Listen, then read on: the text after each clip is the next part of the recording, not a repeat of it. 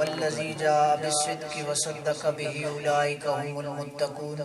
عن عائشة رضی اللہ تعالی عنہا قالت قال رسول اللہ صلی اللہ علیہ وسلم لا ينبغي لأحد منهم ابو بکر ان یؤمهم غیره.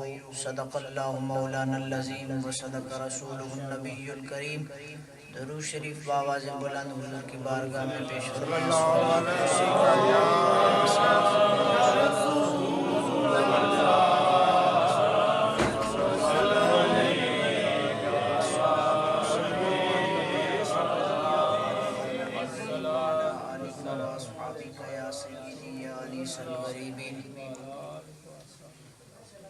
ابو بکر صدیق نو غیر کہندے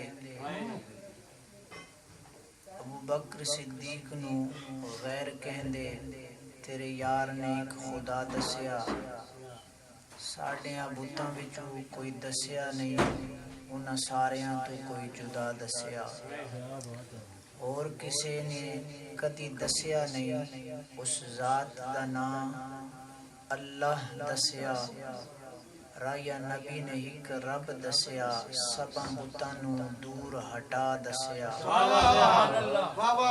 والذی جاء بالصدق وصدق به اولئک هم المتقون. وہ جو سچ لے کر آئے اور وہ جنہوں نے اس سچ والے کے سچ کی تصدیق کی, اس تصدیق والے کو صدیق کہا جاتا ہے.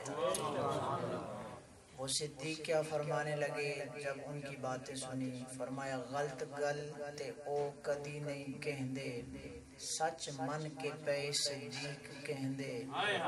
جے کر رب محمد نے دسیا اے میں تے منیا بن شفیق کہندے. کرو سارے یقین تے من لو ابو بکر پہ نال تحقیق کہندے.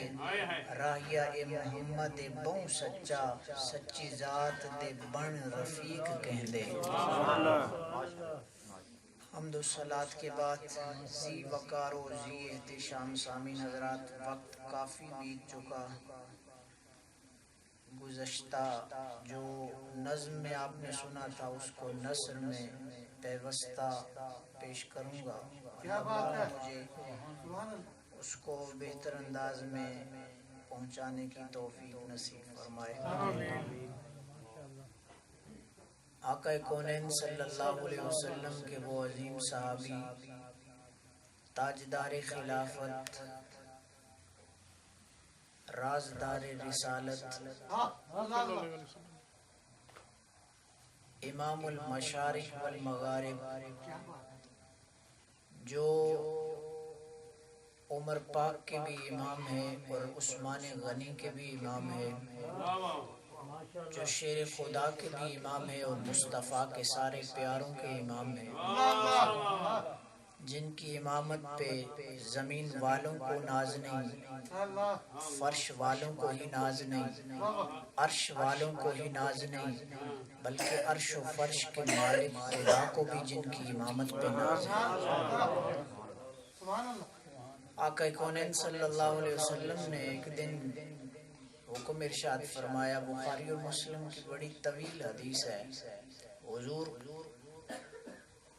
علیہ السلام کی بارگاہ میں بیماری شرف حاصل کرنے آئی. بڑا مشکل ایک جملہ تھا, سمجھنے والوں کو بھی میں نے عرض کیا. ہم سبق پڑھ رہے تھے حدیث پاک کا, تو استاد فرمانے لگے یہ بیماری کسی اور کو بیمار کرنے آتی ہے, کیونکہ بیماری بھی ایک مخلوق ہے رب کی, تو ساری مخلوق شرف لے گئی, یہ رہ جائے. فرمایا نہیں, بیماری حضور کی خدمت میں فیض لینے آتی ہے. تو حضور جب بستر استراحت پہ آرام فرما ہوئے, حکم ارشاد فرمایا کہ ابو بکر کو حکم دو مصلی پہ کھڑا ہو. اب سیدہ کائنات سیدہ عائشہ صدیقہ بنت صدیق, سچے باپ کی سچی بیٹی, محبوبہ محبوب کائنات, صدیقہ بنت صدیق. قرآن کے 18ویں پارے میں رب نے پورا ایک رکوع جن کی برات میں اور جن کی عظمت میں نازل کیا. جب منافقین نے اپنی زبان کھولی تو رب نے فرمایا محبوب اب آپ خاموش رہیے گا، آپ کا رب آپ کے گھر کی عظمت کو کھول کر بیان کرے گا۔ وہ ہستی جن کے لیے عرش سے فرشتوں کا سلام اترتا ہے، وہ ہستی کہ جن کے بستر پہ مصطفیٰ ہوتے ہیں تو رب کا قرآن اترتا ہے، اسے کہتے ہیں سیدہ عائشہ صدیقہ۔ آپ فرماتی ہیں میں نے عرض کی حضور میرے والد رقیق القلب ہیں، وہ قرآن کی تلاوت کرتے ہیں تو گریہ اور زاری کرنے لگ جاتے ہیں، آپ کے مصلے پہ جب کھڑے ہوں گے اس سوچ سے کہ اس مصلے پہ حضور کھڑے ہو کے امامت کرتے تھے، آج حضور نہیں ہے، کہیں اس تصور سے وہ رونے نہ لگ جائیں، رونے کی حالت میں امامت کو بھول ہی نہ جائیں، حضور وہ امامت نہیں کروا سکتے۔ میرے حضور نے 3 مرتبہ صدیق اکبر کا نام لیا اور ساتھ فرمایا کیوں کسی اور پر اصرار کرتے ہو، میں تو میں رہا، میرا رب بھی صدیق کے علاوہ کسی اور کو امام نہیں دیکھنا چاہتا۔ حضور نے واضح ارشاد فرمایا، لا ينبغي لأحد لا ينبغي لقوم منهم ابو بکر ان یؤمهم غیرہ، کہا کسی قوم کے لیے امامت جچتی ہی نہیں، کسی قوم کے لیے مناسب ہی نہیں کہ اس قوم میں صدیق کے علاوہ کوئی اور امام ہو، کہا رب بھی امام انہیں ہی چاہتا ہے اور رب کی مخلوق بھی اسی پہ خوش ہے جسے صدیق اکبر کہا جاتا ہے۔ حضور کی ظاہری زندگی میں 17 نمازیں آپ نے پڑھائی، 17 نمازیں۔ آپ حضور کی ظاہری زندگی مبارک میں حضور ایک قبیلے کا فیصلہ کرنے تشریف لے گئے، واپس آئے تو چونکہ نماز کا وقت ہو چکا تھا، حضرت بلال حبشی مؤذن رسول صلی اللہ علیہ وسلم اذان دے کر نماز کے لیے دیکھا دائیں بائیں تو سیدنا صدیق اکبر کو عرض کی کہ آپ نماز پڑھائیں۔ سیدنا صدیق اکبر لمبی حدیث ہے، آپ مصلی امامت پہ کھڑے ہو گئے، این نماز کی حالت میں ظہر کی نماز تھی اور 2 رکعتیں ہو چکی تھی، حضور تشریف لے آئے۔ اب جب صحابہ کرام نے، چونکہ وہ حضور کو خوشبو سے پہچان لیتے تھے، جب خوشبو رسول ان کے ذہن و دماغ کو معطر کرنے لگی تو انہوں نے پہچان لیا حضور آگے، اب رستہ بن گیا، صفوں کے بیچ میں سے رستہ بن گیا، حضور آگے تشریف لے گئے۔ صدیق اکبر نے جب صحابہ کرام کے درمیان اضطراب کی کیفیت دیکھی، سمجھ گئے حضور آ گئے، صدیق اکبر بھی قدم پیچھے کرنا شروع ہو گئے۔ حضور نے وہیں سے اشارہ فرمایا صدیق اپنی جگہ پہ کھڑے رہو، لیکن صدیق اکبر واپس آ گئے، حضور مصلی امامت پہ گئے، حضور نے نماز مکمل کروائی۔ پوچھا صدیق جب حکم دے دیا تھا اذ امرتک ان تثبتا، جب حکم دے دیا تھا کہ ثابت قدم رہو، قدم پیچھے نہ کرو، اب یہ یاد رکھنا بڑا چھوٹے کو حکم دے دے تو پھر حکم کی پابندی ضروری ہوتی ہے، حکم کی تعمیل ضروری ہوتی ہے، اگرچہ بڑے کے ادب کا تقاضا یہ ہے کہ چھوٹا زبان نہ کھولے، لیکن جب بڑا کہہ رہا ہے کھولو تو اب ادب کا تقاضا وہ نیچے رہ جاتا ہے، حکم اوپر چلا جاتا ہے، تو وہ چھوٹا بڑے کے سامنے بات اور گفتگو شروع کر دیتا ہے۔ امر ہو گیا تھا، حضور نے فرمایا رک جاؤ، باوجود اس کے صدیق پیچھے آ گئے۔ کائنات ساری میں پوری حدیث و قرآن کا مطالعہ کر لو، پوری اسلامی تاریخ میں 2 ایسے واقعات ہوئے کہ جن صحابہ میں سے 2 ہستیوں نے باوجود اس کے حضور نے حکم دے دیا، وہ زبان جب بولتی ہے تو خود نہیں بولتی، عرش کا مالک بلواتا ہے تو بولتی ہے۔ ما ینطق عن الہوی ان هو الا وحی یوحی، میرے محبوب خود سے نہیں بولتے، یہ تم ہو جو نفسانی خواہش کے بل بوتے پہ بولتے ہو۔ محبوب کے سینے پہ رب کا سلام اترتا ہے، رب کا کلام اترتا ہے، وہاں سے اجازت ہوتی ہے تو زبان ہلتی ہے، عرش کے مالک کی طرف سے حکم آتا ہے تو یہ گل قدس کی پتیاں حرکت میں آ جاتی ہیں، پھر رحمتوں کے پھول جھڑنے لگ جاتے ہیں۔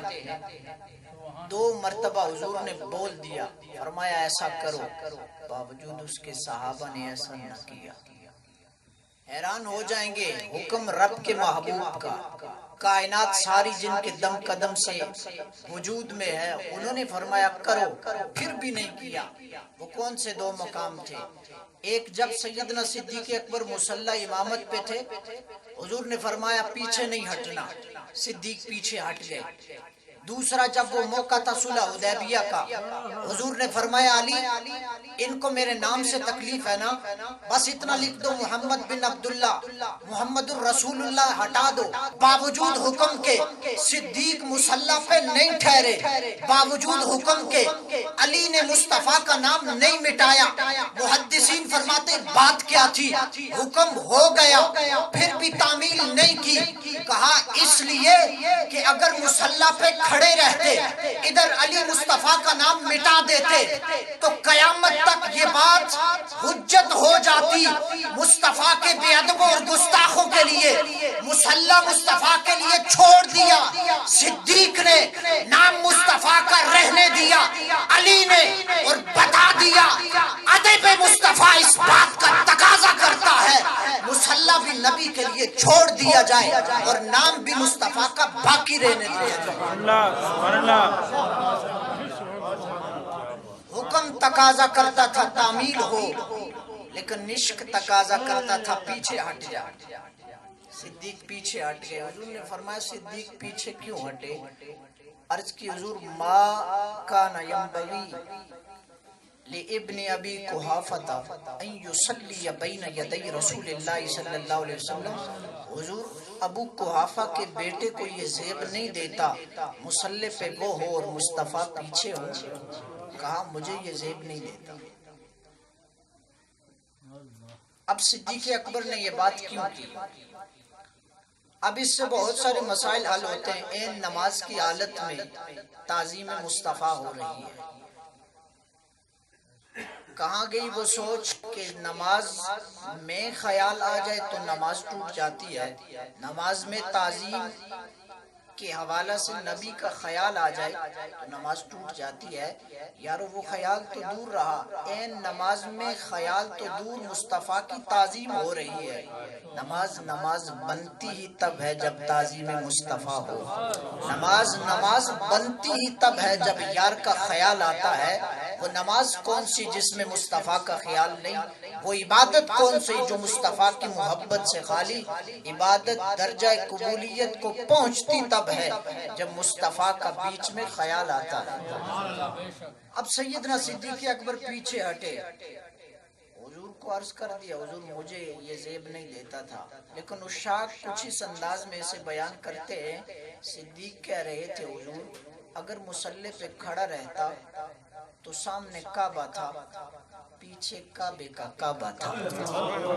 صدیق کا عشق یہ گوارا نہیں کرتا کعبے کا کعبہ تو پیچھے ہو اور کعبہ آگے ہو۔ کہا کعبے کا کعبہ مصطفیٰ پیچھے نہیں ہو سکتا، کعبے کو بھی عظمت ان سے ملی ہے۔